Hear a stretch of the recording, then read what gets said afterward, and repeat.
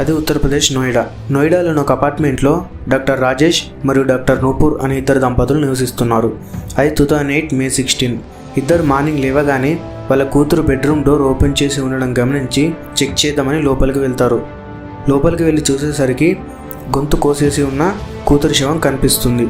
ఇది చూసి షాక్ అయిన పేరెంట్స్ ఇంటి పనోడైన హేమరాజ్ని పిలుస్తారు.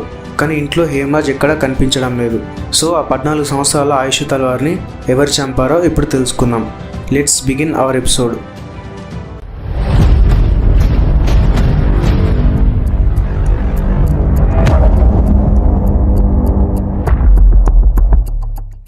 ఆరుషి డెడ్ బాడీని చూసి షాక్ అయిన పేరెంట్స్ ఇంటి పనోడైన హేమరాజ్ని పిలుస్తారు. కానీ ఇంట్లో హేమరాజ్ ఎక్కడా లేడు. వెంటనే రాజేష్ పోలీసులకు ఫోన్ చేస్తాడు. పోలీసులు వచ్చి ఎంక్వైరీ చేయడం మొదలు పెడతారు. హేమరాజ్ వయసు 45 సంవత్సరాలు. పనోడైన హేమరాజ్ కనిపించకపోవడంతో మొదట హేమరాజే హత్య చేశాడని తల్వార్ దంపతులు ఆరోపించారు. పోలీసులు హేమరాజ్ కోసం వెతకడం మొదలుపెట్టారు. 2 రోజుల తర్వాత అపార్ట్మెంట్ మీద నుంచి చచ్చిన స్మెల్ వస్తుందని టెర్రస్ మీదకి వెళ్ళి చెక్ చేయగా గొంతు కోసి ఉన్న హేమరాజ్ డెడ్ బాడీ కనిపిస్తుంది. బాడీ కొంచెం డీకంపోజ్ అయి ఉంది. దీన్ని ఎంక్వైరీ చేయగా ఆరుషి చనిపోయిన రోజు రాత్రే హేమరాజ్ కూడా చనిపోయాడని తేలింది. పోలీసులకి ఎవరు చంపారో అర్థం కాలేదు. ఆ రోజు ఇంట్లో ఉన్నది మొత్తం 4. రాజేష్, నూపూర్, ఆరుషి, పనుడైన హేమరాజ్ అదే ఇంట్లో ఒక రూమ్లో ఉంటారు. అది 3 బెడ్రూమ్ ఫ్లాట్. సో ఉన్నది 4 అయితే అందులో 2 చనిపోయి ఉన్నారు. సో బతుకున్నది పేరెంట్సే కావడం వల్ల పేరెంట్సే హత్య చేశారని పోలీసులు చెప్తారు. ఈ ఇన్సిడెంట్లో మొత్తం 2 థియరీలు ఉన్నాయి. ఒకటి పోలీసులు చెప్పింది, మరొకటి సిబిఐ వాళ్ళు చెప్పింది. మొదట పోలీసులు ఏం చెప్తారంటే, రాత్రి రాజేష్ తన ల్యాప్టాప్లో వర్క్ చేసుకునేటప్పుడు అతను తాగే విస్కీ అయిపోవడంతో బాటిల్ తెచ్చుకుందామని హాల్లోకి వెళ్ళిన రాజేష్కు ఆరుషి రూమ్ నుంచి చిన్న శబ్దం రావడంతో చూద్దామని వెళ్ళిన రాజేష్కి హేమరాజ్ మరియు ఆరుషి కలిసి ఉండడం కనిపిస్తుంది. ఇది చూసిన రాజేష్ కోపంతో అక్కడే ఉన్న ఒక గోల్డ్ స్టిక్ని తీసుకొని ఇద్దరు తల మీద కొడతాడు. ఇద్దరు స్పృహ కోల్పోతారు. వెంటనే రాజేష్ భార్య అయిన నూపూర్తో కలిసి హేమరాజ్ని టెర్రస్ మీదకి తీసుకువెళ్ళి గొంతు కోసి చంపేస్తాడు. ఆ తర్వాత ఆరుషి గొంతు కోసి చంపేస్తారు. ఎవరికి తెలియకుండా ఎవిడెన్స్ మొత్తం క్లియర్ చేశారు అని పోలీసులు చెప్పారు. ఇందుకు ప్రూఫ్గా పోలీసులు ఏం చెప్పారంటే, రాజేష్ రూమ్లో రూటర్ స్విచ్ నైట్ నుండి ఆన్ అండ్ ఆఫ్ అయితేనే ఉంది. ఒకవేళ వాళ్ళు నిద్రపోతుంటే రూమ్లోని router switch on and off ఎందుకు అవుతుందని పోలీసులు అడిగారు. ఇది జరిగిన కొన్ని రోజులకి పోలీసులు ఇంకో స్టోరీ చెప్పారు. అదేంటంటే, రాజేష్కి వేరే అమ్మాయితో అక్రమ సంబంధం ఉందని ఆ విషయం ఆరుషికి తెలిసిపోతుంది. ఆరుషిని కన్విన్స్ చేద్దామని రాజేష్ ట్రై చేస్తాడు.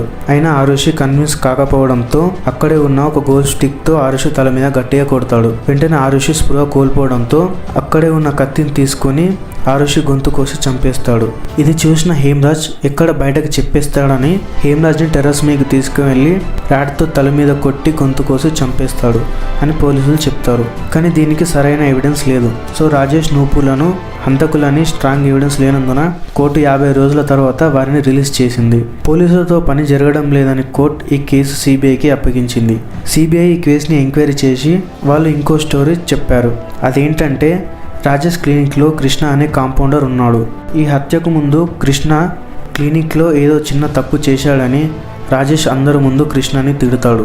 దీంతో రాజేష్ మీద కోపం పెంచుకున్న కృష్ణ ఎలాగైనా రాజేష్ మీద రివెంజ్ తీసుకోవాలని అప్పుడప్పుడు వాళ్ళ ఫ్రెండ్స్కు చెప్తూ ఉండేవాడు. హత్య జరిగిన రోజున రూమ్లో 3 ఉన్నారు.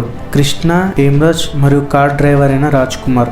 వీళ్ళు రూమ్లో మద్యం తాగుతున్నప్పుడు డ్రైవర్ అయిన రాజ్ కుమార్ ఆరుషిని లవ్ చేస్తున్నానని, అంతేకాకుండా ఆరుషి గురించి కొంచెం వల్గర్గా మాట్లాడతాడు. దీన్ని చూసిన హేమరాజ్ ఆరుషి నాకు కూతురుతో సమానమని, ఇంకోసారి ఇలా మాట్లాడితే వెళ్ళి వాళ్ళ పేరెంట్స్కి చెప్తానని వార్నింగ్ ఇస్తాడు. అంతలో వాళ్ళు తాగే మందు అయిపోతుంది. హేమరాజ్ని హాల్ నుంచి ఇంకా మందు తీసుకురమ్మని కృష్ణ మరియు రాజ్ కుమార్ ఫోర్స్ చేస్తారు. హేమరాజ్ హాల్లోకి వెళ్ళగానే కృష్ణ మరియు రాజ్ కుమార్ మెల్లగా ఆరుషి రూమ్లోకి వెళ్తారు. బెడ్ మీద ఉన్న ఆరుషిని పట్టుకోవడానికి ట్రై చేస్తారు. ఈ శబ్దాలు విన్న హేమరాజ్ అక్కడికి వెళ్ళి వాళ్ళని వెళ్ళిపోమని, లేదంటే వాళ్ళ పేరెంట్స్కి చెప్తానని వాళ్ళకి వార్నింగ్ ఇస్తాడు. అయినా వాళ్ళు వినకపోవడంతో హేమరాజ్ ఫ్లాట్ కింద ఉన్న విజయ్ని పిలుచుకురావడానికి వెళ్తాడు. ఇంతలో ఆరుషి అరవడంతో కృష్ణ తన దగ్గర ఉన్న కత్తి వెనుక భాగంతో గట్టిగా కొట్టడంతో ఆరుషి స్పృహ కోల్పోతుంది. హేమరాజ్తో కలిసి మీదకు వచ్చిన విజయ్ అక్కడ ఆరుషి రక్తంతో చూసి పారిపోతాడు. అప్పుడు కృష్ణ మరియు రాజ్ కుమార్ హేమరాజ్తో మాట్లాడాలని టెర్రస్ మీదకి తీసుకువెళ్తాడు. హేమరాజ్ని కన్విన్స్ చేద్దామని చూస్తారు. అయినా హేమరాజ్ కన్విన్స్ కాకపోవడంతో అక్కడే ఉన్న ఒక రాడ్ని తీసుకొని గట్టిగా కొడతారు. హేమరాజ్ స్పృహ తప్పిన తరువాత అతని గొంతు కోసి చంపేస్తారు. ఆ తర్వాత కిందికి వచ్చి ఆరుషి గొంతు కోసి చంపేసి వెళ్ళిపోతారు. రాజేష్ మరియు నూపూర్ గదిలో ఏసీ ఎక్కువ శబ్దం రావడంతో బయట జరిగింది ఏది వాళ్ళకి వినపడలేదు. పొద్దున్నే లేచి ఆరుషిని చూసిన వాళ్ళ పేరెంట్స్ వెంటనే పోలీసులకు ఫోన్ చేశారు. ఇది సిబిఐ వాళ్ళు చెప్పిన స్టోరీ.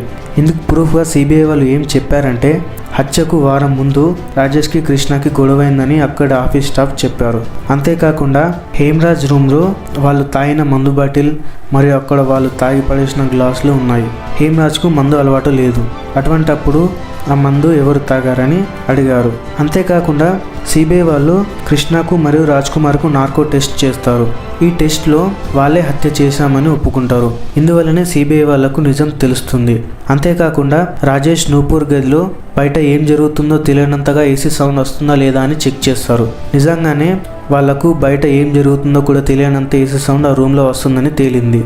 అంతేకాకుండా అక్కడి నుంచి పారిపోయిన విజయ్ కూడా అక్కడికి వచ్చి జరిగింది చెప్తాడు. ఇక్కడే సిబిఐ వాళ్ళకు ఒక సమస్య ఎదురైంది. అదేంటంటే నార్కో టెస్ట్లను కోర్టు ఎవిడెన్స్గా అంగీకరించదు. ఆ విజయ్ని కూడా సిబిఐ వాళ్ళు కొట్టి నిజం చెప్పించారు. అక్కడే ఉన్న వాచ్మెన్ కూడా అపార్ట్మెంట్లోకి ఎవరు రాలేదని చెప్తాడు. మరి వాళ్ళు రూమ్లోకి ఎలా వచ్చారు అనేది ఒక పెద్ద కాంట్రవర్సీగా మారింది. మళ్ళీ ఈ కేసు సిబిఐలోని ఇంకో టీంకి అప్పగించారు. వాళ్ళు ఏం చెప్పారంటే పోలీసులకు ఏం చెప్పారో అదే స్టోరీ వాళ్ళు చెప్పారు. తల్వార్ దంపతులే హంతకులని. సో కృష్ణ అండ్ రాజ్ కుమార్ని వదిలేసి ఆరుష్ని పేరెంట్స్ని అరెస్ట్ చేస్తారు. అయినా సరైన ఎవిడెన్స్ లేనందున అక్టోబర్ 12, 2017 తల్వార్ ఫ్యామిలీని జైలు నుంచి రిలీజ్ చేస్తారు. ఈ హత్య జరిగి 16 సంవత్సరాలు అవుతున్నా ఇంకా హంతకులు ఎవరో తెలియలేదు. ఈ కేసు ఇంకా అలహాబాద్ హైకోర్టులో నడుస్తూనే ఉంది. సో ఫైనల్గా చెప్పొచ్చేది ఏంటంటే హత్య జరిగిన రోజే పోలీసులు రూమ్ని సీల్ చేసి కరెక్ట్గా ఎవిడెన్స్ కలెక్ట్ చేసి ఉంటే ఈ కేసు అప్పుడే క్లోజ్ అయి ఉండేది. నేరస్తులు ఎవరో అప్పుడే తెలిసిపోయి ఉండేది. వాళ్ళు రూమ్ సీల్ చేయకపోవడంతో అక్కడలోని ప్రజలు, మీడియా అందరూ రావడంతో రూమ్లోని ఎవిడెన్స్ మొత్తం డిస్ట్రాయ్ అయిపోయింది. లేదంటే ఈ కేసు ఎప్పుడో క్లోజ్ అయి ఉండేది. ఇది friends Arushi full murder case. మీకు నా ఎక్స్ప్లెనేషన్ నచ్చినట్టుంటే ప్లీజ్ లైక్ చేసుకోండి, సబ్స్క్రైబ్ చేసుకోండి and thank you for watching. జై హింద్.